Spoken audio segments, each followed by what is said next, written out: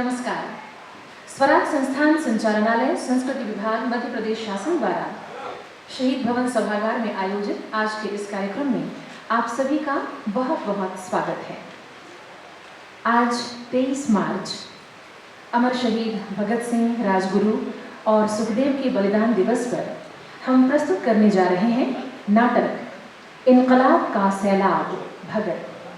निर्देशक और लेखक श्री कर्मवीर सिंह राजपूत।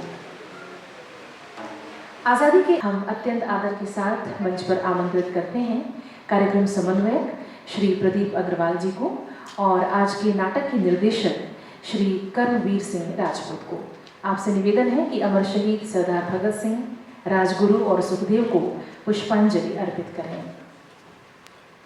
दरअसल सरदार भगत सिंह मात्र एक क्रांतिकारी नहीं थे, वो एक चिंतक और गंभीर विचारक थे। उनसे पहले क्रांतिकारियों का उद्देश्य था मात्र देश की आज़ादी, लेकिन भगत सिंह ने उस आज़ादी का अभिप्राय ही स्पष्ट किया था। उनके साथी क्रांतिकारी उनकी विचार शक्ति से अत्यंत प्रभावित रहा करते थे। पहले कौन बलिदान होगा, साथियों में इस बात की होड़ होती थी। और कैसा संयोग कि सांडर्स वध में उनके सहयोगी रहे राजगुरु और सुखदेव उनके साथ ही फांसी के फंदे पर लटके। और अब श्री प्रदीप अग्रवाल जी से हम निवेदन करते हैं कि वे श्री कर्मवीर सिंह राजपूत का स्वागत करें, अभिनंदन करें।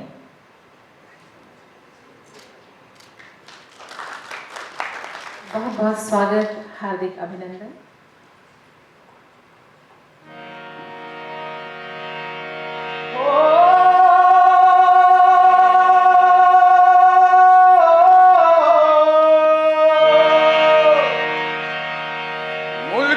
बगिया का गुलाब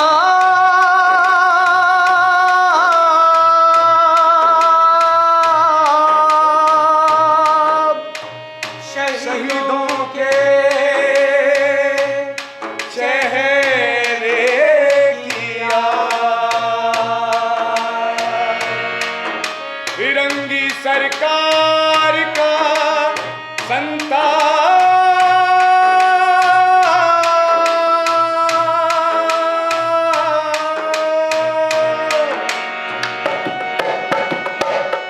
इनकलाब के लिए सैलाब भगत सिंह, इनकलाब के लिए सैलाब भगत सिंह, इनकलाब के लिए सैलाब भगत सिंह।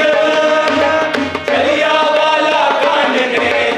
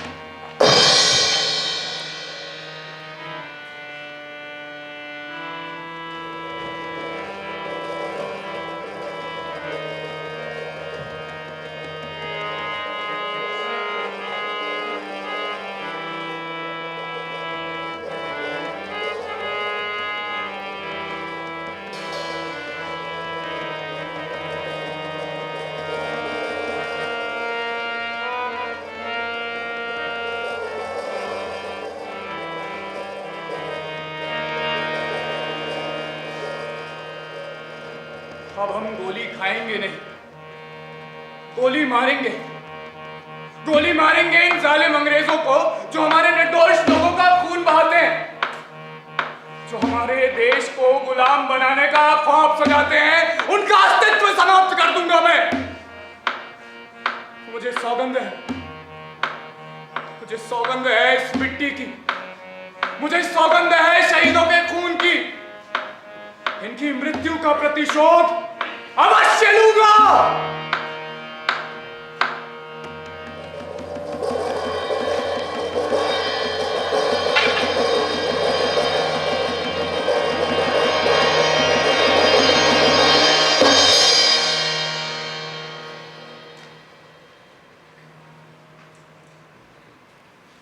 शहीदों के खून का असर देख लेना, मिटा देंगे जालिम का घर देख लेना। किसी के इशारे के मुंतजिर है, बहा देंगे खून की नहर देख लेना। झुका देंगे गर्दन को हम जेरे खंजर, खुशी से कटा देंगे सर देख लेना। जो नकल गोली चलाएंगे हम पर तो कदमों में उनका ही सर देख लेना। जो नकल हमने सींचा है खूने जिगर से, वो होगा कभी बार बार देख लेना। किनारे लगेगी भंवर से एक किश्ती, वो आएगी एक दिन लहर देख लेना। भारत माता की जय, भारत माता की जय।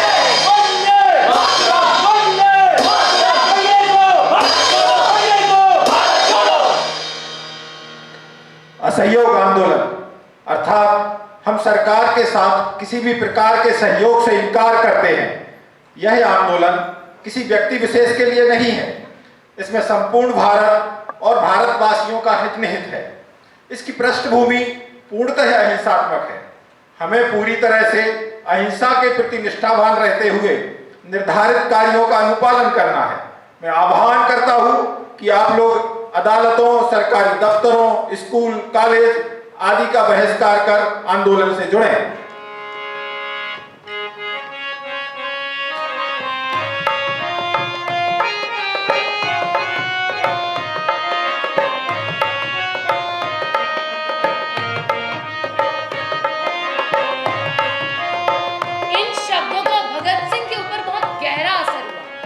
भगत सिंह और उनके कुछ मित्रों ने स्कूल जाना छोड़ दिया और 14 साल की उम्र में ही इस आंदोलन में कूद पड़े।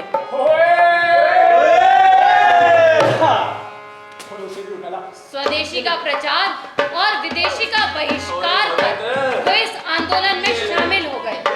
विदेशी वस्त्रों की होली जलाने में उन्हें विशेष आनंद आता। वो घर घर जाते, विदेशी वस्त्र मांगकर लाते, जुलूस निकालते और उनकी होलिका जलाते। 3, 4, 5, 6, 7, 8, 9 और एक और 10। और ये ला भगत, विदेशी कपड़ों की एक और गड्डी। अब हो गई 11। अब आएगा मजा। अब जलेगी होली, और ऐसी होली जलेगी कि उससे उठने वाली लपटों से सारी विदेशी हुकूमत जल के राख हो जाएगी। से क्या हुआ? ओ भाई तेरा मुंह क्यों लटका है? तो कोई गल नहीं वीरे, अगर यहाँ कपड़े नहीं मिले तो कोई गल नहीं, कल हम दूसरे गांव चलेंगे, वहां होली जला लेंगे। अब हमें और कहीं जाने की जरूरत नहीं है। तू तो अभी से हार मान गया। जंग तो अभी अभी शुरू हुई है। अभी तो हमें इस आंदोलन को देश के कोने कोने तक पहुंचाना है और फिर मातृभूमि की सेवा के लिए लंबी दौड़ धूप करनी है। नहीं भगत, मातृभूमि की सेवा करना हमारे भाग्य में नहीं है। जंग शुरू होने से पहले ही बंद हो गई। क्या है समझा? क्या कह रहा है? साफ साफ बोल। गांधी जी ने आंदोलन स्थगित कर दिया। ओए, है कि कह रहा है तू? हाँ भगत, अभी अभी खबर आई है मुझे कि गांधी जी ने आंदोलन स्थगित कर दिया है। आंदोलन स्थगित कर दिया? ऊपर उन्होंने ऐसा किया क्यों? यार, गांधी जी अहिंसा के मार्ग पर चलकर स्वराज्य प्राप्त करना चाहते हैं, लेकिन चोरी चोरा में कुछ आंदोलनकारियों द्वारा पुलिस चौकी को जलाने से वे बुरी तरह आहत हुए। उनका कहना है कि आंदोलन में हिंसा होती है उसकी उपयोगिता समाप्त हो गई, इसलिए उन्होंने आंदोलन स्थगित कर दिया। ऊपर इतने बड़े देश में कहीं भी अनहोनी हो सकती है और इतना क्रूर अत्याचार और अन्याय सहने के बाद किसी का भी संयम टूट सकता है, फिर उसे लेकर इतने बड़े देशव्यापी आंदोलन को रद्द कर देना कहां से उचित है? कुछ लोगों के व्यावहारिकता की सजा सारा देश क्यों भोगे, और वो भी तब जब परिणाम आने वाला था। हम स्कूल, घर, परिवार सब कुछ छोड़कर आंदोलन में कूद पड़े। हमने यह मार्ग देश सेवा के लिए चुना है, देश को आज़ाद करवाने के लिए चुना है, लेकिन सिद्धांतों की बात करके हमारे ही हाथ बांध दिए गए। अब क्या होगा? बोलो भगत। जैसे को तैसे वाली नीति अपनाकर ईंट का जवाब पत्थर से दे, या हिंसा को सहन करते हुए शत्रुओं के हृदय परिवर्तन की प्रतीक्षा करें? ओए ना ओए, हत्या देख अहिंसात्मक मार्ग पर चलना अब हमारे वश में नहीं है धीरे। मुझे आज भी याद है अमृतसर का वो नरसंहार, कैसे इन जालिम कुत्तों ने हमारे निर्दोष लोगों को तड़पा तड़पा कर मार डाला था। उनकी चीखें आज भी मेरे कानों में गूंजती हैं। उसका बदला तो मैं लेकर रहूंगा। शहीदों के खून का बदला खून से लिया जाएगा। ये आग बुझती है तो बुझ जाए, पर शहीदों द्वारा लगाई गई आग को मैं बुझने नहीं देना।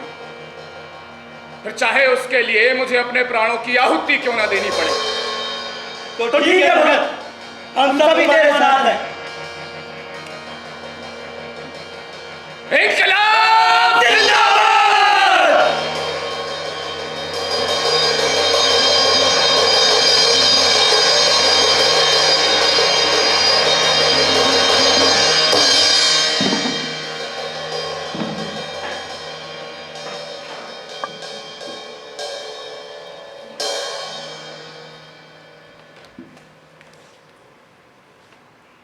नेशनल लॉ कॉलेज की स्थापना लाहौर में की गई, जिसके प्रमुख थे लाला लाजपत राय। इस कॉलेज में वही विद्यार्थी भर्ती हुए जिन्होंने असहयोग आंदोलन में भाग लिया था। अतः ये तो स्वाभाविक ही था कि उनके मन में राजनीतिक उत्तेजना और राष्ट्रीय चेतना तो पूर्ण रूप से थी। इसका उद्देश्य विद्यार्थियों को परीक्षा पास कराना या फिर नौकरी के लिए तैयार करना नहीं था, बल्कि देश के नेतृत्व के लिए तैयार करना था। हाजरीन, हिंदुस्तान की तारीख में ये निहायत ही नाजुक मौका है। हमें भविष्य के वास्ते नए फैसले करने हैं। हमारी कौम कौन सा रास्ता अपनाए, हिंसा या अहिंसा, इस बहस पर बहुत कुछ निर्भर करता है। हमारे नौजवान इस पर नई रोशनी डालेंगे। सदन की राय में साम्राज्य की ताकतों को अहिंसा से ही जीता जा सकता है। इस विषय पर हम विचार विमर्श करने के लिए, वाद विवाद की शुरुआत करने के लिए मैं सर्वप्रथम आमंत्रित करता हूं पक्ष के नेता हसन को। हसन आए और अपनी बात रखें। शुक्रिया गुरुजी। साहिब सदन, मैं इस मजमून की तहे दिल से तायद करता हूँ।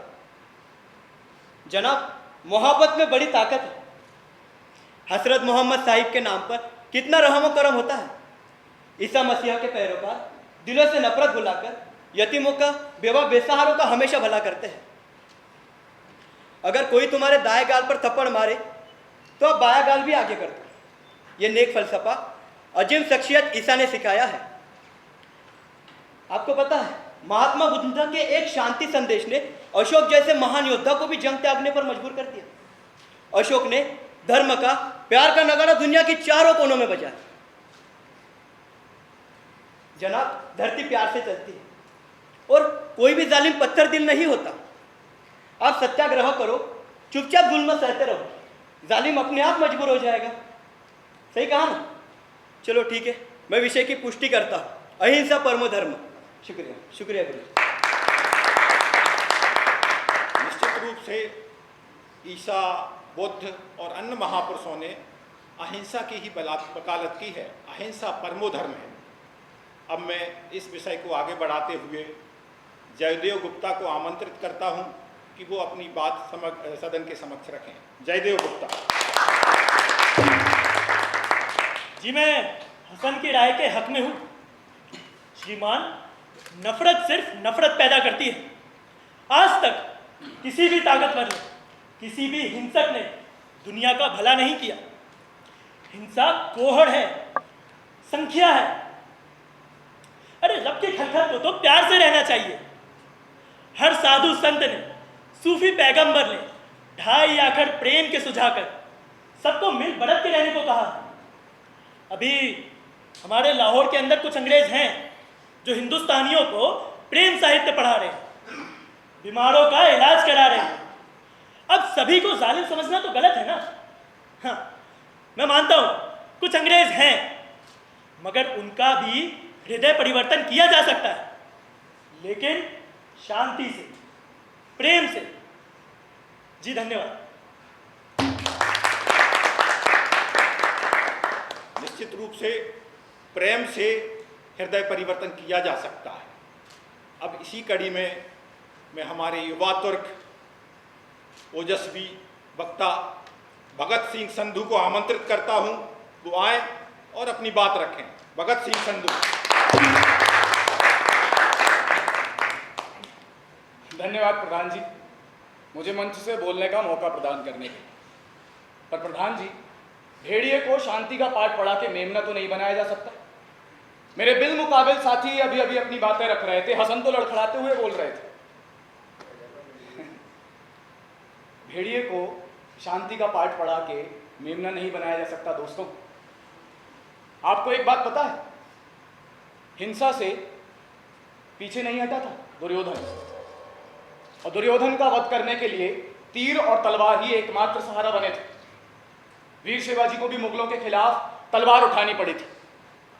महान फ्रांसीसी वेला एक बात ठीक कहते हैं कि बम चलाओ ताकि जालिमों के बहरे कानों तक आवाज पहुंच सके।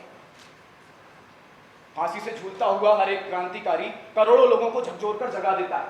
आज भारत माता को जरूरत है ऐसे ही वीर सपूतों की, जो हंसते हंसते अपने प्राणों की आहुति देने के लिए समर्पित हो जाएं। केवल ताकत ही एकमात्र जरिया है, केवल शहीदी ही एकमात्र जरिया है मादरे वतन हिंदुस्तान को आजाद कराने का। धन्यवाद। इंकलाब जिंदाबाद, इंकलाब जिंदाबाद, इंकलाब जिंदाबाद, इंकलाब जिंदाबाद।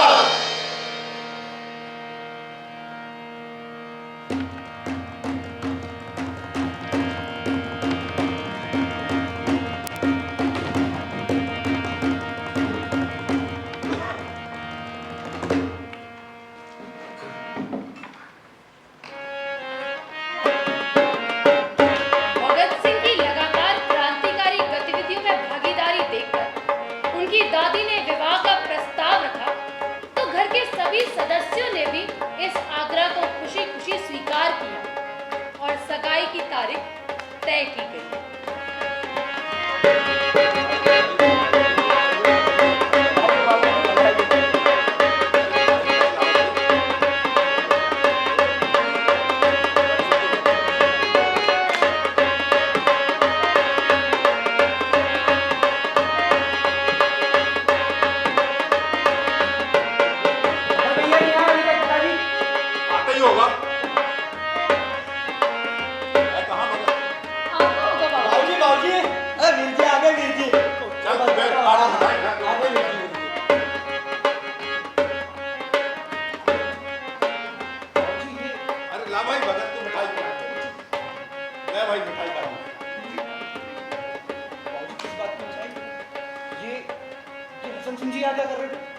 अरे मैंने तेरा ब्याह तेजा सिंह जी की बहन के साथ तय कर दिया।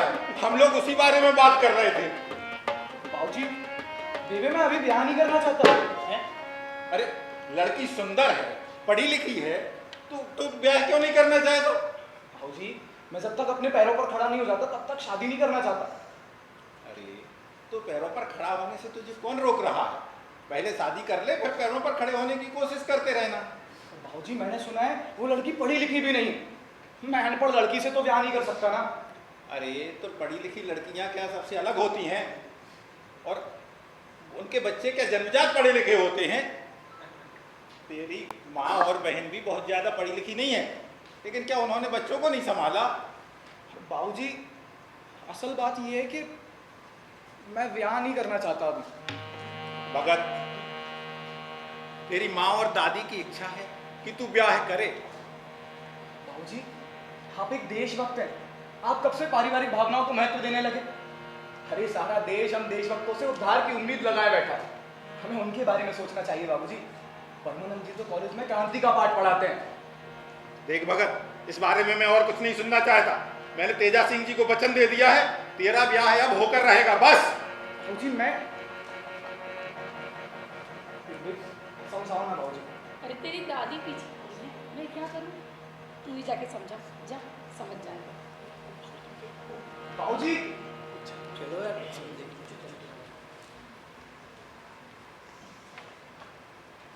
भगत सिंह के लिए विवाह का मतलब था कि उनका रास्ता खुल जाना। वो नहीं चाहते थे कि इस विवाह और इस संबंधों में उलझकर वो अपनी क्रांतिकारी गतिविधियों को भूल जाएं। सगाई के कुछ दिन पूर्व उन्होंने अपने पिताजी को एक पत्र लिखा और घर छोड़कर चले गए और फिर कभी वापस नहीं आए।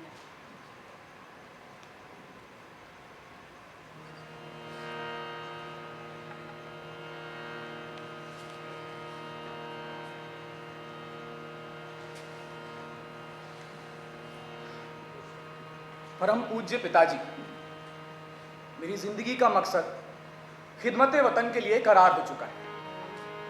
और फिर आपको तो मालूम ही है कि जब मैं छोटा था तो दादाजी ने किस तरह मुझे गोद में उछाल कर खिदमत वतन करार कर दिया था। तो बस समझ लीजिए मैं उस समय की हुई प्रतिज्ञा को ही पूरा कर रहा हूं। उम्मीद करता हूं आप मेरी बातों को समझेंगे और मुझे माफी भी फरमाएंगे। आपका बेटा,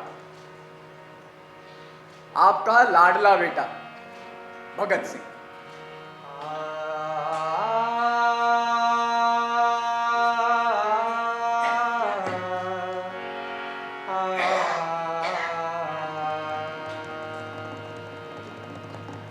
भगत सिंह घर छोड़ कानपुर आ गए और स्वर्गीय श्री गणेश शंकर विद्यार्थी द्वारा संपादित और प्रकाशित साप्ताहिक अखबार प्रताप के संपादक मंडल में कार्य करते हुए क्रांतिकारी दलों के लिए भी कार्य कर रहे थे। इंकलाब इंकलाब जिंदाबाद, इंकलाब जिंदाबाद, अंग्रेजों भारत छोड़ो, अंग्रेजों भारत छोड़ो, इंकलाब जिंदाबाद, अंग्रेजों भारत छोड़ो, अंग्रेजों भारत छोड़ो, इंकलाब जिंदाबाद, इंकलाब जिंदाबाद, अंग्रेजों भारत छोड़ो, अंग्रेजों भारत छोड़ो, इंकलाब जिंदाबाद, इंकलाब जिंदाबाद, इंकलाब जिंदाबाद। धन्यवाद। नौजवान भारत सभा में आप सभी का स्वागत है। इस सभा ने हमारे भारतीय स्वतंत्रता के लिए शहीद हुए वीरों का बलिदान दिवस मनाना शुरू किया है। सभा का उद्देश्य है संपूर्ण राष्ट्र के किसानों और मजदूरों का एक पूर्ण गणराज्य स्थापित करना, युवा दिलों में राष्ट्र हित की भावना को निहित करना, ऐसे आंदोलनों का सहयोग करना जो कि सांप्रदायिकता का पूर्णतः विरोध करते हैं और किसानों और मजदूरों को संगठित करते हैं। आज हमारे वीर पुरुषों की पुण्यतिथि है। आज हम उन्हें साक्षी मानकर ये प्रतिज्ञा लेते हैं कि हम उनके द्वारा छोड़े हुए अधूरे काम को पूरा करेंगे और इसके लिए हम अपने प्राणों की आहुति देने से भी पीछे नहीं हटेंगे। धन्यवाद। इंकलाब जिंदाबाद, इंकलाब जिंदाबाद, इंकलाब जिंदाबाद, इंकलाब जिंदाबाद, इंकलाब जिंदाबाद। यही पाओगे महशर में ज़बां मेरी बयां मेरा, मैं बंदा हिंद वालों का हूं, है हिंदुस्तान मेरा। मैं हिंदी, ठेठ हिंदी, खून हिंदी, जात हिंदी हूँ। यही मजहब, यही फिरका, यही खानदान मेरा। मैं इस टुकड़े भारत के खंडर का एक जर्रा हूँ। यही बस एक पता मेरा, यही नामो निशा मेरा।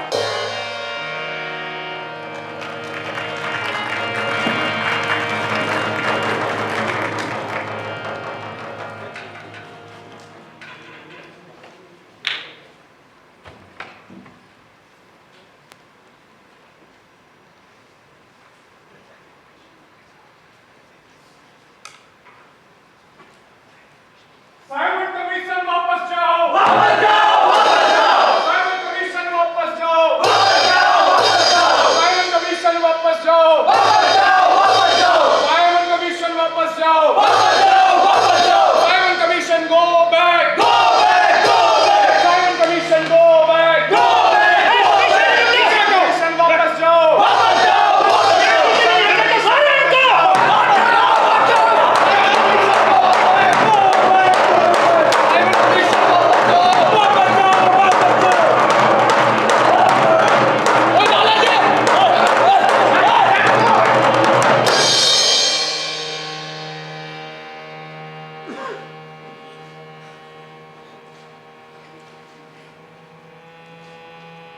लाला जी पर पड़ी इन चोटों के और लाला जी की मौत से देश का जो अपमान हुआ है उसका बदला लिया जाएगा। 17 नवंबर 1928 लाला जी की मृत्यु हो गई। लाला जी की मृत्यु के बाद जनता में अंग्रेजी सरकार के खिलाफ बेहद गुस्सा था, लेकिन उसके ठीक 1 मास बाद लाला जी की मृत्यु का बदला ले लिया गया।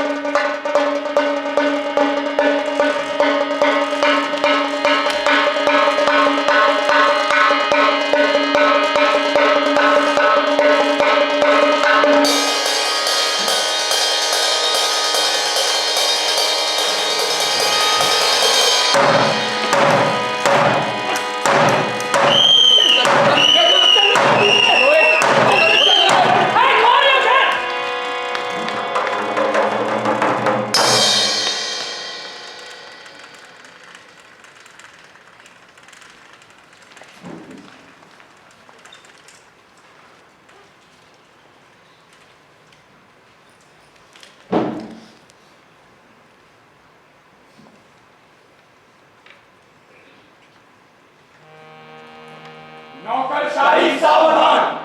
जेपी सैंडर्स की मौत से लाला लाजपत राय की हत्या का बदला ले लिया गया है। आज संसार ने देख लिया है कि हिंदुस्तान की जनता क्रांति हो गई। यह अपने राष्ट्र के सम्मान के लिए प्राणों की बाजी लगा सकती है।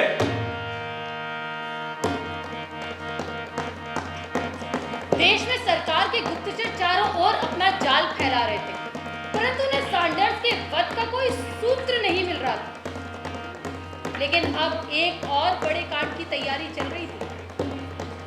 कलकत्ता में बैठकर भगत सिंह ने दिल्ली सेंट्रल असेंबली में बम फेंकने का निर्णय लिया। आज हमारे वायसरॉय ने अपना विशेष अधिकार का उपयोग करते हुए जन सुरक्षा बिल और औद्योगिक विवाद बिल पास किया है। ये बिल तत्काल प्रभाव में आ जाएगा और इंकलाब जिंदाबाद! साम्राज्यवाद मुर्दाबाद! इंकलाब जिंदाबाद! साम्राज्यवाद मुर्दाबाद! इंकलाब जिंदाबाद! साम्राज्यवाद मुर्दाबाद! इंकलाब जिंदाबाद! साम्राज्यवाद मुर्दाबाद! इंकलाब जिंदाबाद! साम्राज्यवाद मुर्दाबाद! है गन नीचे खड़ो अपना, है पकड़ो, है इंकलाब जिंदाबाद! साम्राज्यवाद मुर्दाबाद! है तुम अपने पीछे रहो, जिंदाबाद! तुम अपने पीछे साम्राज्यवाद रहो, तुम मुर्दाबाद! अपने पीछे रहो।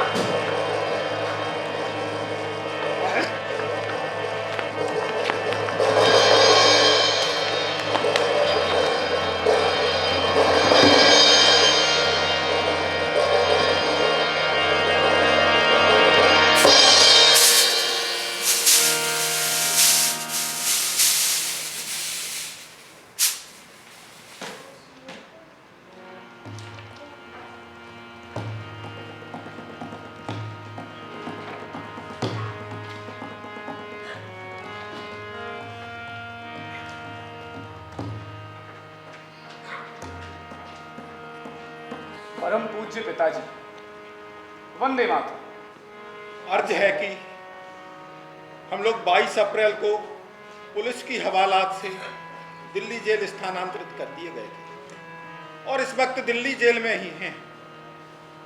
मुकदमा 7 मई को जेल के अंदर ही शुरू होगा और गालिबन 1 माह में सारा ड्रामा खत्म हो जाएगा। ज्यादा फिक्र करने की जरूरत नहीं है। मुझे मालूम हुआ है कि आप यहाँ तशरीफ लाए थे, किसी वकील वगैरह से भी बातचीत की थी और मुझसे मिलने की भी कोशिश की थी, मगर सब इंतजाम ना हो सका। मुझे कपड़े परसों मिले, मुलाकात आप जिस दिन तशरीफ लाए हो सकेगी। वकील वगैरह की कोई खास जरूरत नहीं है। तो एक बातों के बारे में थोड़ा सा मशवरा लेना चाहता हूँ, मगर वे बातें अब कोई खास अहमियत नहीं रखती। आप खामखा ज़्यादा तकलीफ ना कीजिएगा। अगर आप मिलने के लिए आए तो अकेले ही आइएगा, वालदा साहिबा को साथ ना लाइएगा। खामखा वो रो देंगी तो मुझे भी तकलीफ जरूर होगी। घर के सब हालात आपसे मिलने पर मालूम हो सकेंगे। हाँ, अगर हो सके तो गीता रहस्य, नेपोलियन की मोटी पुस्तक सुआने उमरी जो आपको मेरी लाइब्रेरी में मिल जाएगी, और अंग्रेजी के कुछ आला नावल लेते आइएगा। द्वारका दास लाइब्रेरी वालों से शायद कुछ नावल मिल सके। खैर, देख लीजिएगा, इस वक्त पुलिस हवालात और जेल में हमारे साथ निहायत अच्छा सलूक हो रहा है। आप किसी किस्म की फिक्र ना कीजिएगा। मुझे आपका पता नहीं मालूम, इसलिए कांग्रेस दफ्तर के पते पर लिख रहा हूं। आपका ताबेदार भगत सिंह।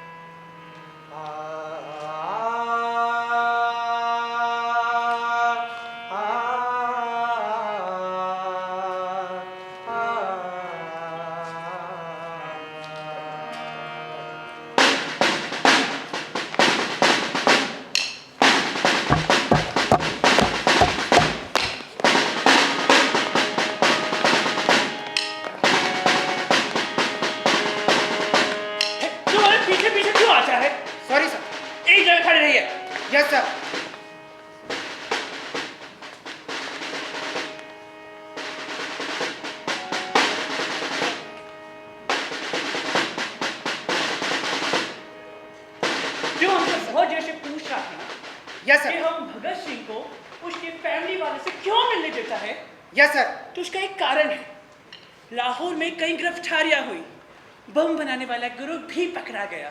Yes sir. लेकिन ये साजिश जो पूरे मुल्क में फैला हुआ है। Yes sir. को दूसरे शहर वाले बम बनाने वाली फैक्ट्रीज को भी पकड़ना है। Yes sir. और उन सभी रिवोल्यूशनरीज को जलाकों के पीछे डालना है। Yes sir. जो छुन भगत सिंह पर अच्छी से नजर रखोगे। Yes sir. खासकर उनकी सीक्रेट बाजों पे। वो लोग कोड वर्ड्स का भी इस्तेमाल कर सकते हैं। हाँ सर। हमको मुकम्मल चौकसी चाहिए। Yes sir.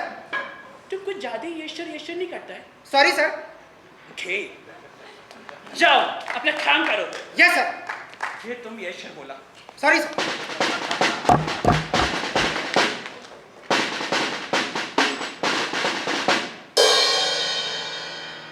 कैसा है भगत?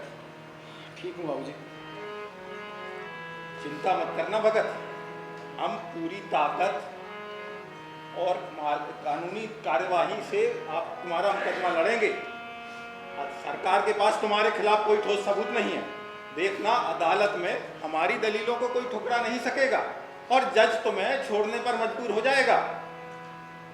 पर बाबूजी, मैं बचाव की दृष्टि से मुकदमा लड़ना ही नहीं चाहता। मेरी लड़ाई सत्य की लड़ाई है, न्याय की लड़ाई है, सिद्धांतों के प्रचार का एक माध्यम। इसलिए मैं ये मुकदमा बचाव के लिए नहीं बल्कि इनकलाब के नारे को देश के कोने कोने तक पहुंचाने के लिए लड़ूंगा।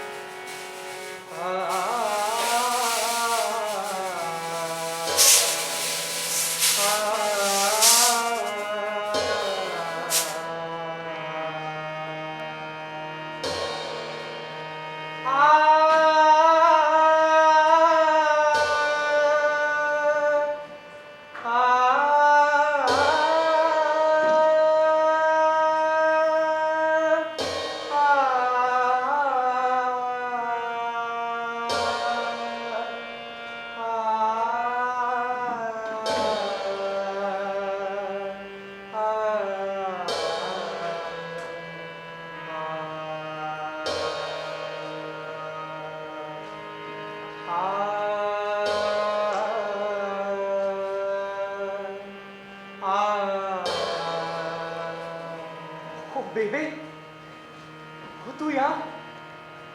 हो बेबे, तू यहाँ कैसे आ गई बेबे? मेरे लिए रसगुल्ला भी लेके आई है।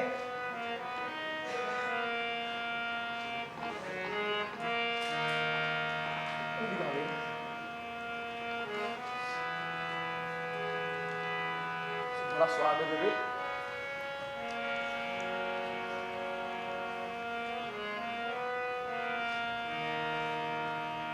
ना बेबे, फिर रो क्यों रही है? वो तेरा रोना मुलाकात का वक्त खराब करता बेबे। ना, तू ना रो बेबे। मेरे शेर, क्या करूं? बहुत तेरा जिक्र करती हूँ, मैं रहा ही नहीं जाता। ना रो बेबे, तू ही बता, दादी कैसी है?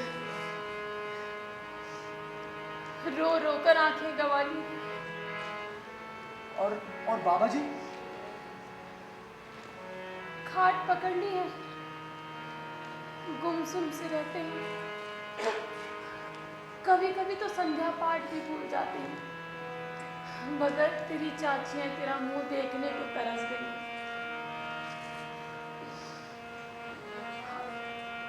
अमरू को भी बड़ी मुश्किल से कुलवीर ने रेलगाड़ी से उतारा। कुलवीर घर आ गया? 10,000 की जमानत पर। ये सिरंगी कुत्ते वो बच्चों पर भी जुल्मदार हैं। क्या करें? लेकिन मेरे बेटे, मुझे पक्का यकीन है कि तू घर आएगा। मैं पल्लू से ढाकूंगी, घोड़ियां गाऊंगी, मेरा भगत बारात चढ़ेगा। ओ बेबे, अब तो मौत ही तेरे लाल की दुल्हन बनेगी।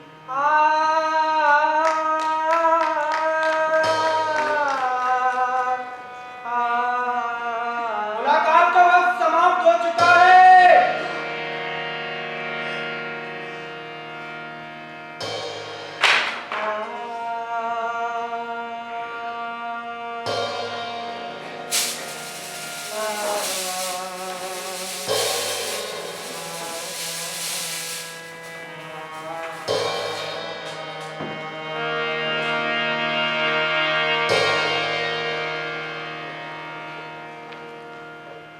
साम्राज्यवाद मुर्दाबाद, इंकलाब जिंदाबाद। साम्राज्यवाद मुर्दाबाद, इंकलाब जिंदाबाद। ऑर्डर।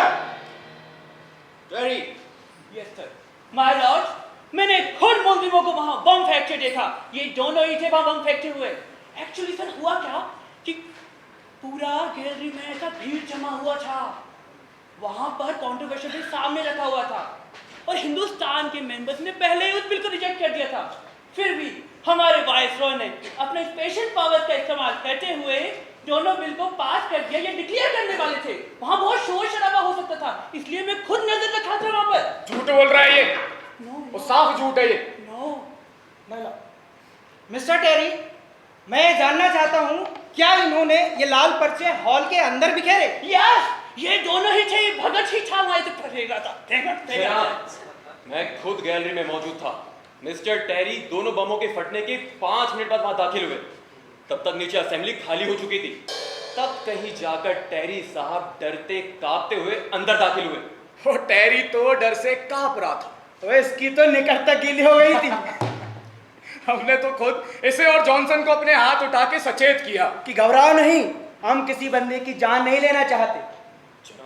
जनाब, मेरी आपसे अपील है कि टेरी जैसे झूठे अफसर की गवाही पर किसी बेकसूर इंसान को सजा नहीं होना चाहिए। नो सर, हम कसम खाता है, हमने कोर्ट को सब कुछ साफ कर बताया है। ओए चुप कर रहमेबाज। Thank you mister Terry. Act के ऊपर लगे इस आरोप के बारे में तुम कुछ कहना चाहते हो? जी हाँ जनाब, ये सारे सबूत और गवाह बनावटी हैं। इसका मतलब तुमने असेंबली में बम नहीं फेंका? ओए हाँ, बम तो हम ही ने फेंके थे। देखो इसने ही फेंके थे। लेकिन जैसे तेरे गवाह बता रहे हैं वैसा कुछ हुआ नहीं था वीरे। इनका कहना है कि इन्होंने हमारे हाथ से बंदूक छीन ली थी, लेकिन सच बात तो यह है कि हमने खुद इन्हें बंदूक सौंप दी थी। ये तो डर रहे थे। लेकिन बम फेंककर लोगों को मारने का भयंकर अपराध किया है। इससे तुम इनकार नहीं कर सकते। जी नहीं, हम मानव जीवन को पवित्र मानते हैं। खामखा किसी बंदे का खून नहीं करना चाहते।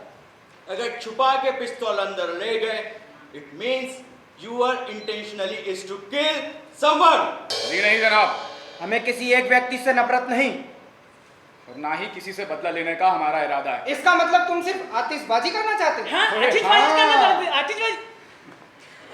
हम तो आतिशबाजी करना चाहते थे, अपनी जिंदगी की आतिशबाजी, ताकि हम इस कटघरे में आ सके और यहां से चीख चीख के अपने देश की जनता को बता सके कि यह विधानसभा एक ढोंग है।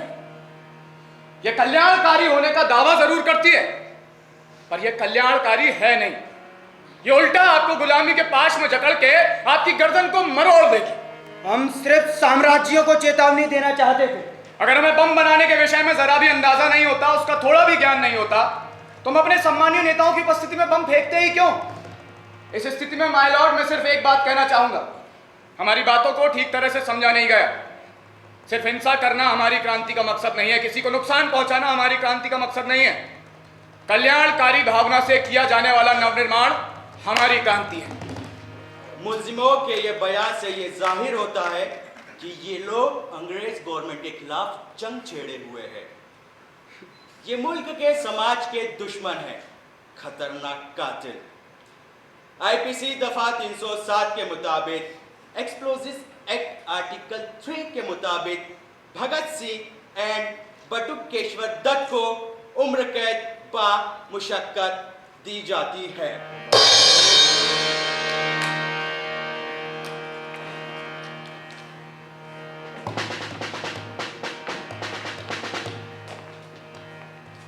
I am sorry Asaf Ali, तुम इनको बचाने में कामयाब हुए।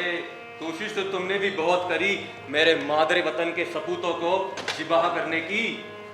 सैंडर्स से कत्ल अभी बाकी है जनाब। अंग्रेजों के फांसी के तख्ते से इन्हें कोई ताकत नहीं बचा सकती। देख लेंगे देख लेंगे। ओ सेवा देश की मेरी जान बड़ी मुश्किल है, बातें ढेरों बगानी बड़ी आसान। जिसने देश सेवा में पैर डाले, झेली उसने मुसीबतें लाखों हैं। देखना है जोर कितना बाजुए कातिल में है, सरफरोशी की तमन्ना अब हमारे दिल में है।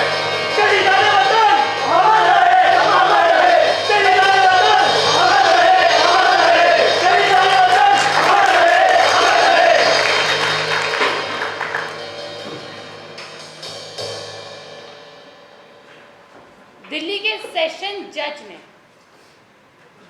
असेंबली बम केस में भगत सिंह को आजीवन कारावास का दंड दिया। इसके तुरंत बाद उन्हें दिल्ली से मियांवाली जेल भेज दिया गया, जिससे उन पर भी सैंडर्स वध केस चलाया जा सके।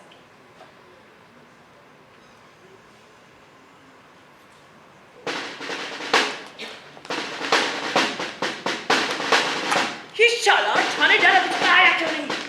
एक तो तुमको इन्हें बोल चार्ज करने जाना है, ये अभी तक नहीं आया।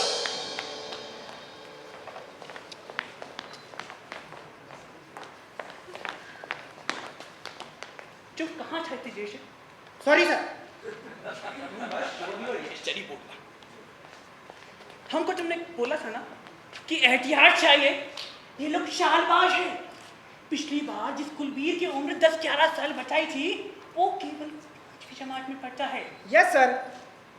और होम सेक्रेटरी सोचता है कि कोड वर्ड्स थे जिसके जरिए भगत सिंह को सीक्रेट मैसेज दिया गया। सर, मैं पूरी मुलाकात को चौकसी से नोट करूंगा। तो तुम अभी तक क्या कर रहा था? Sorry sir. तुम भगत सिंह के धार्मिक विचारों का पता लगाओ। ये अजीब एनार्किस्ट लगता है।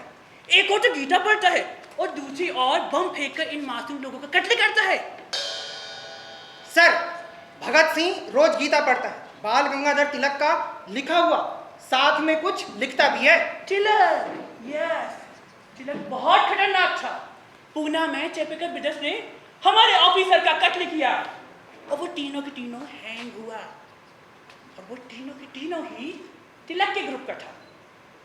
सर, भगत सिंह की बातों से उसकी फिलॉसफी का पता करो जो तोड़ फोड़ के पीछे काम करती है। सर, ये लोग बड़ा कट्टर है। इनका असली मजहब सिर्फ आजादी पाना है। आजादी? हाँ सर। आजादी तो नहीं मिलेगा इनको।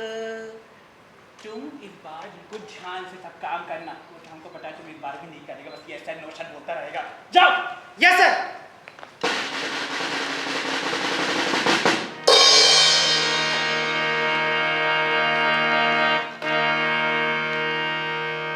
10 जुलाई 1929 को सैंडर्स वध केस का मुकदमा आरंभ हुआ। भगत सिंह की लोकप्रियता आसमान छूने लगी थी, इसलिए अदालतों में भीड़ खचाखच होने लगी। लोग उनको देखने और सुनने के लिए उतावले हो उठते थे। अजीब मस्ती में झूमते हुए देश के दीवाने अदालत में आते और जोर से नारा लगाते, इनकलाब जिंदाबाद।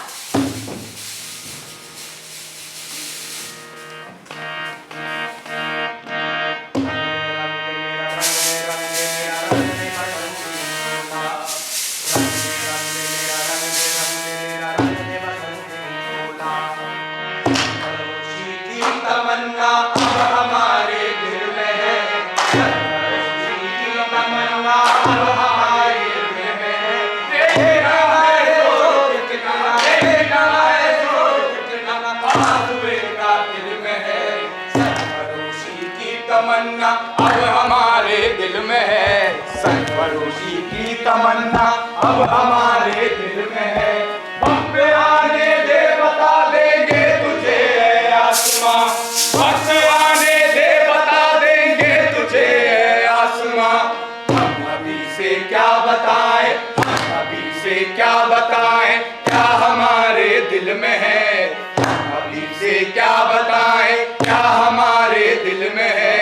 सरफरोशी की तमन्ना अब हमारे दिल में है। सरफरोशी की तमन्ना अब हमारे दिल में है। सरफरोशी की तमन्ना अब हमारे दिल में है। सरफरोशी की तमन्ना अब हमारे दिल में है। सरफरोशी की तमन्ना अब हमारे दिल। 12 सितंबर 1929 को ब्रिटिश सरकार ने केंद्रीय असेंबली में एक बिल प्रस्तुत किया और इसमें यह कहा गया कि 3 जजों वाले एक ट्रिब्यूनल की नियुक्ति की जाएगी और ट्रिब्यूनल को अधिकार दिया जाएगा कि अभियुक्तों की अनुपस्थिति में बचाव पक्ष के वकील और बचाव पक्ष के गवाहों की अनुपस्थिति में या सरकारी गवाहों से बहस किए बिना इस मुकदमे में एक पक्षीय निर्णय दिया जा सकता है।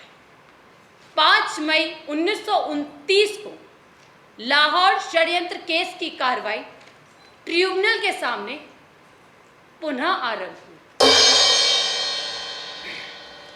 माय लॉर्ड, जैसा कि मैंने आपको बताया, षड्यंत्र और हत्या। Shut up. हो बोलने दे, बोल हो बोल। डकैती तथा बमों का निर्माण।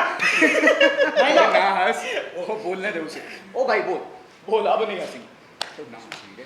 बमों का प्रयोग तथा अन्य प्रयोगों से ब्रिटिश साम्राज्य के विरुद्ध युद्ध। माय लॉर्ड, ये लोग बहुत खतरनाक हैं, कौन करता कातिल है। सुना है आज मकतल में हमारा इंतहा होगा। इलाही वो भी दिन होगा जब आजाद हम होंगे। वो अपनी ही ज़मीं होगी और अपना आसमां होगा। वतन की आबरू का पास देके कौन करता है। सुना है आज मकतल में हमारा इंतहा होगा। इलाही वो भी दिन होगा कि जब आजाद हम होंगे। अपनी ही ज़मीं होगी और अपना आसमां होगा। वतन की आबरू का पास देके कौन करता है। सुना है आज मकतल में हमारा इंतहा होगा। इलाही वो भी दिन होगा जब आजाद देंगे। की आबरू का कौन करता है। पुलिस के द्वारा अभियुक्तों की लातों, घूसों और डंडों से पिटाई की गई और ये केस अगली तारीख के लिए रद्द कर दिया गया। भगत सिंह और उनके साथियों ने अदालत का बहिष्कार कर दिया और इसके बाद फिर कभी अदालत नहीं गए।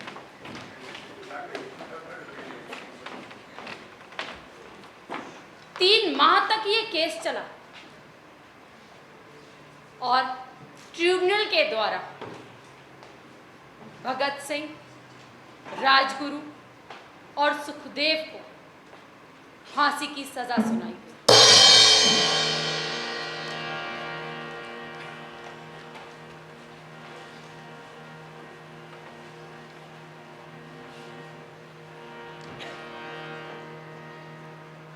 दुनिया भर की बातें तो तूने बहुत कर ली, अब वो बोल जो तू यहाँ बोलने आया। ओए भगत, मैं सिर्फ इतना कहना चाहता हूँ कि तुम तीनों का जीवन देश की धरोहर है और देश की जनता चाहती है कि तुम तीनों के जीवन को बचाया जा सके, और इसका सिर्फ एक उपाय सूझता है कि वायसराय के नाम एक दया का प्रार्थना पत्र लिखा जाए। ये आप क्या कह रहे हैं? कोई दोस्तों, मुझे गलत मत समझो, हम लोग नहीं चाहते कि तुम्हारी बहादुरी पर कोई भी बात आए। कोई भगत, आज रात बैठक में एक ड्राफ्ट बनाया जाएगा जो मैं कल सुबह तुम तीनों के पास यहां लेकर आ जाऊंगा। तो दया का प्रार्थना पत्र तो हम भी तैयार कर सकते हैं, तू चिंता ना कर। हमारा केस लड़ते लड़ते ये कामयाब वकील बन गया है। दोस्तों का ये एहसान ना भूलना भी रहे। अरे भगत, मुझे माफ कर दे यारा, मैं मजबूर हूँ।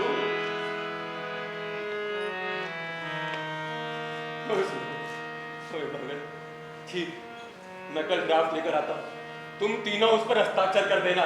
और ठीक है भगत? ओ जाओ, ड्राफ्ट लेकर आ। हम ये हमारा ड्राफ्ट बनाएंगे। हमारा ड्राफ्ट कैसा होगा ये हम बताएंगे।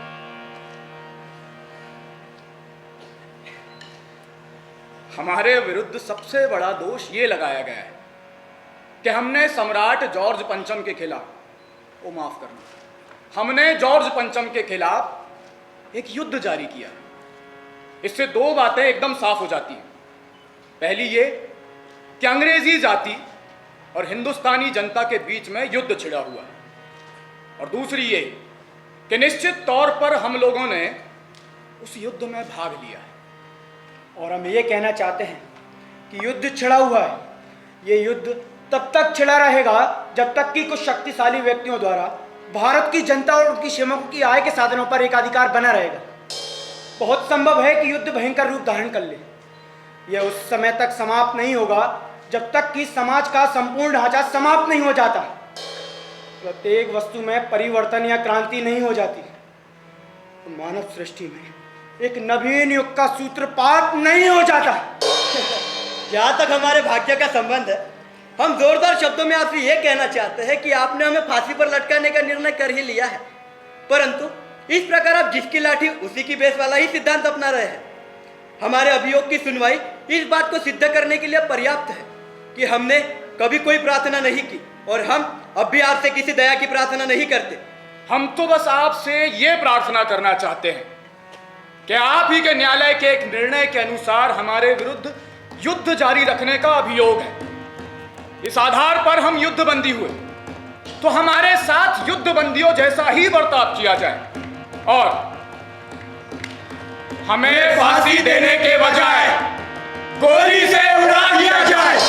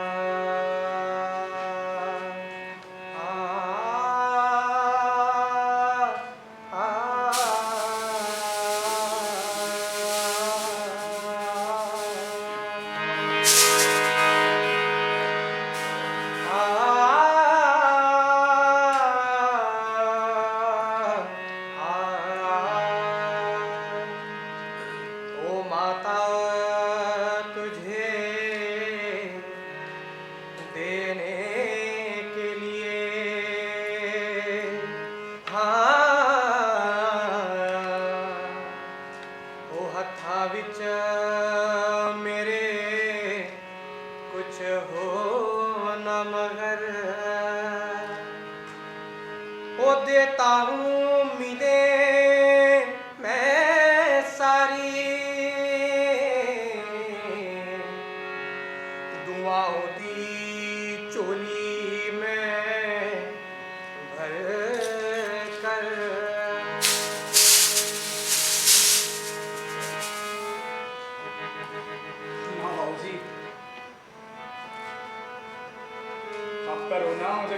करता है। बचपन से आप ही ने तो मुझे सिखाया है अन्याय के खिलाफ आवाज उठाना, अन्याय के खिलाफ लड़ाई करना। और फिर एक बार आप ही ने तो कहा था कि अन्याय सहने वाला अन्याय करने वाले से ज्यादा बड़ा दोषी होता है। तो बस बचपन से आपके सिखाए हुए पाठ को ही रट लिया है और उसे ही पालता है। बाबूजी, आप तो मुझे आशीर्वाद दें कि मैं मरते दम तक अन्याय के खिलाफ आवाज उठाता हूं। और मुझे माफी फरमा, मैंने कई बार आपकी बात नहीं मानी, मैंने कई बार अपने मन का किया। वो आपसे बेहतर कौन जान सकता है कि मैंने हमेशा अपने देश को अपने परिवार से सबसे ऊपर रखा। मुझे माफ कर दो बाबूजी, मुझे माफ कर दो। मुझे तुझसे कोई शिकायत नहीं है पुत्र, मुझे तुझ पर नाज है। बेशक कट जाएंगे सर अपने,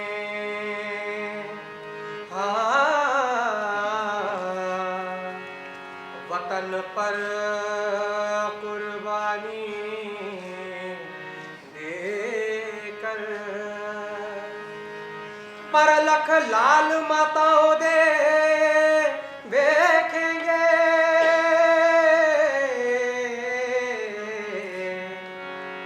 आजादी दी सुबह अपने सर पर। मैंने मना किया,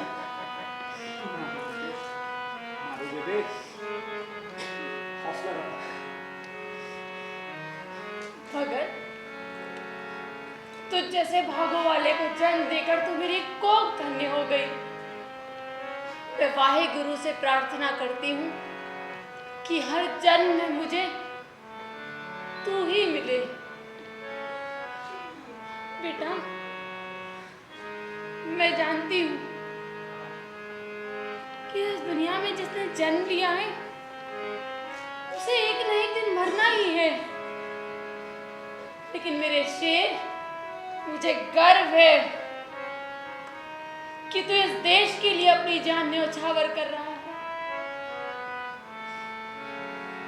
भगत,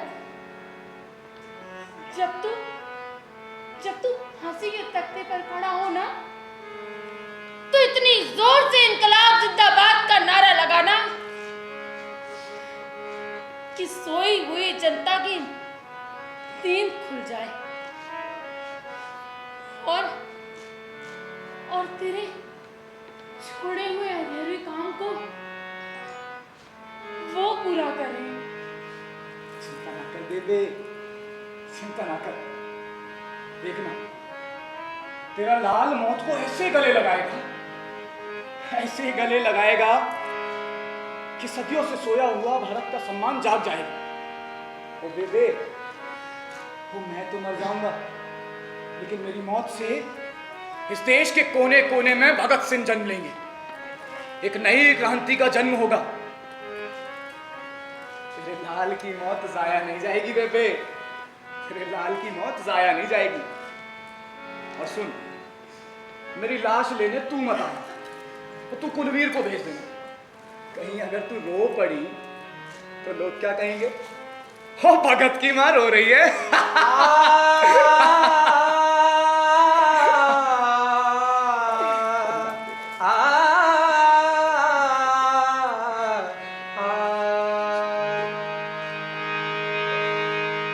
हौसला रख बेबे, हौसला रख।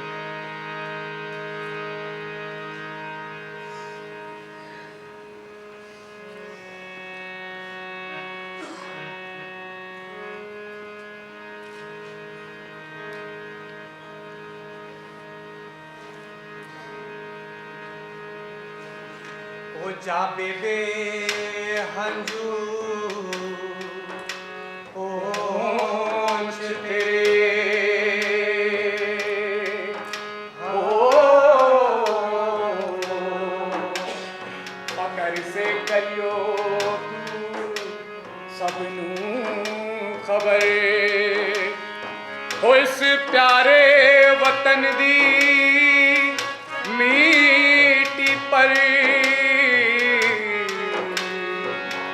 जाकर दी तेरे लाल ने यूं छावर। माय बंदा फांसी दी जय माला,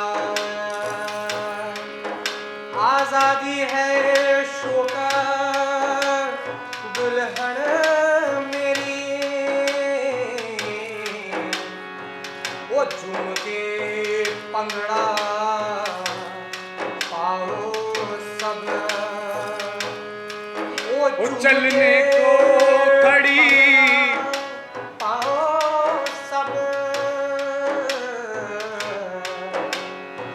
चलने को खड़ी बारात मेरी, चलने को खड़ी बारात मेरी, चलने को खड़ी बारात मेरी। स्वाभाविक है जिंदा रहने की इच्छा मेरे अंदर भी होनी चाहिए, और मैं इस बात को छिपाना नहीं चाहता, लेकिन मैं केवल और केवल एक शर्त पर जिंदा रहना चाहता हूं कि मुझे पराधीनता का जीवन स्वीकार नहीं। आज मेरा नाम हिंदुस्तान की क्रांति का एक प्रतीक बन गया है। आज मेरी कमजोरियां लोगों के सामने नहीं। अगर मैं फांसी से बच जाता हूं तो निश्चित तौर पे मेरी कमजोरियां लोगों के सामने आ जाएंगी। तब हो सकता है कि क्रांति का सुर मध्यम पड़ जाए या पूरी तरह नष्ट हो जाए, लेकिन अगर मैं हंसते हंसते फांसी के फंदे को गले लगाता हूं तो इस देश की हर एक मां अपने बेटे के भगत सिंह होने की आरजू किया करेगी। इस देश के कोने कोने से एक ऐसी क्रांति जन्म लेगी कि फिर कोई भी साम्राज्यवादी ताकत उसे रोक नहीं पाएगी। और फिर वो दिन दूर नहीं रहेगा जब हमारी भारत माता आजाद होंगी, यहां के लोग खुली हवा में सांस ले सकेंगे। बस एक बात का मलाल मेरे मन में है, मैं मानव जाति के लिए, इंसानियत के लिए, अपनी भारत माता के लिए जो कुछ भी करना चाहता था उसका हजारवां भाग भी पूरा नहीं कर सका। अगर स्वतंत्रता का जीवन जिया होता तो शायद वे सारी हसरतें पूरी कर सकता। वो मेरी मां, मुझे माफ करना। आजकल मुझे खुद पर बहुत प्यार आता है, खुद पर बहुत गर्व होता है। मुझसे ज्यादा भाग्यशाली और कौन होगा। मैंने सोचा था अगर इंकलाब जिंदाबाद के नारे को देश के कोने कोने तक पहुंचा सका तो समझूंगा मेरी जिंदगी का मकसद पूरा हुआ। पर आज तो मैं इस जेल की कोठरी में भी उस इंकलाब की आवाज को सुन पा रहा हूं। इंकलाब जिंदाबाद, इंकलाब जिंदाबाद, इंकलाब जिंदाबाद, इंकलाब जिंदाबाद, इंकलाब जिंदाबाद, इंकलाब जिंदाबाद।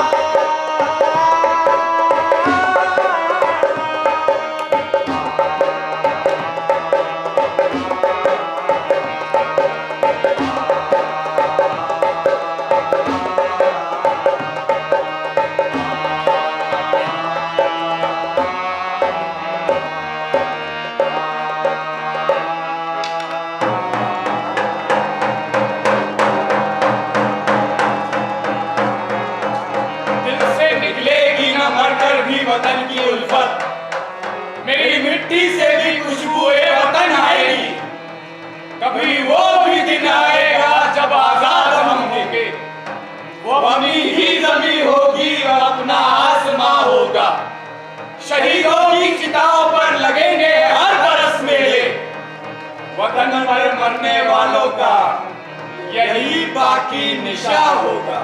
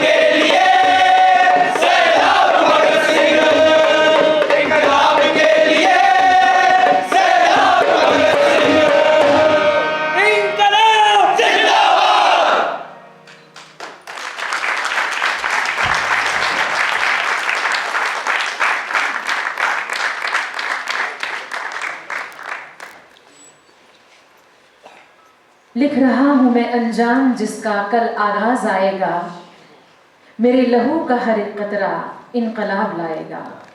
मैं रहूं न रहूं पर ये वादा है मेरा तुझसे, मेरे बाद वतन पर मरने वालों का सैलाब आएगा। और ये सैलाब आया, भारत आज़ाद हुआ, लेकिन अफसोस कि भगत सिंह ने आज़ाद भारत नहीं देखा। नमन उनकी शहादत को। एक बहुत ही मार्मिक प्रस्तुति आपने देखी, इनकलाब का सैलाब भगत। जोरदार तालियों से स्वागत कीजिए सभी कलाकारों का। इस नाटक के लेखक और निर्देशक श्री कर्मवीर सिंह राजपूत, हम उन्हें बहुत ही आदर के साथ मंच पर आमंत्रित करते हैं। और कर्मवीर जी से हमारा निवेदन है कि वो सभी कलाकारों से दर्शकों का परिचय करवाएं।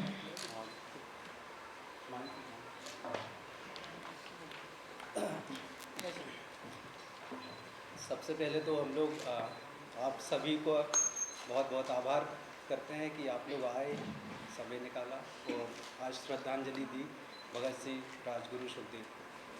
धन्यवाद। और सभा संस्थान संचालनालय का हम लोग बहुत बहुत आभार करते हैं कि उन्होंने हमें मौका दिया यहाँ पर हमारी प्रस्तुति आप सभी के सामने रखने की। मेरे साथी कलाकारों से मैं आग्रह करूँगा, आप लोग अपना अपना नाम बताएं। प्रिया भदौरिया।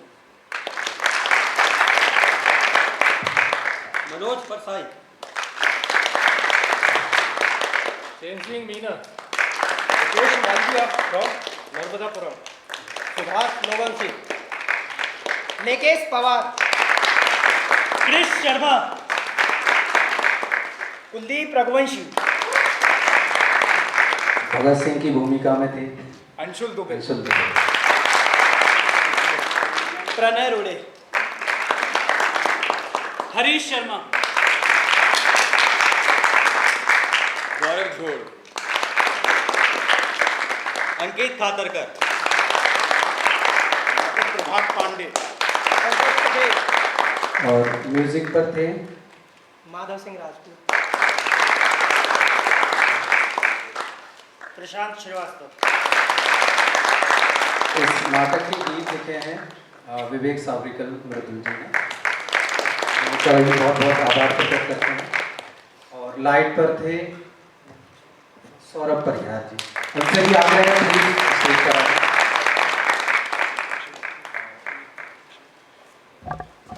और इनका मेकअप रूप हाँ प्रिया राजभर ने की है, उनका भी हम लोग बहुत बहुत आभार करते हैं। और स्पेशल हम लोग आभार प्रकट करते हैं फैजान जी का, आप भी स्टेज पर हैं। सेट और प्रॉपर्टी में बलबीर सिंह, आप भी स्टेज पर आए।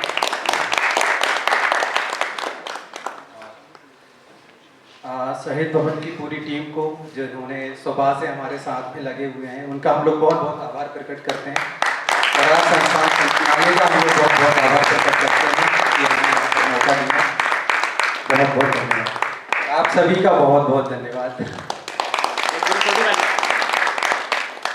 Thank you. भारत माता की जय। आगे बढ़ जाए,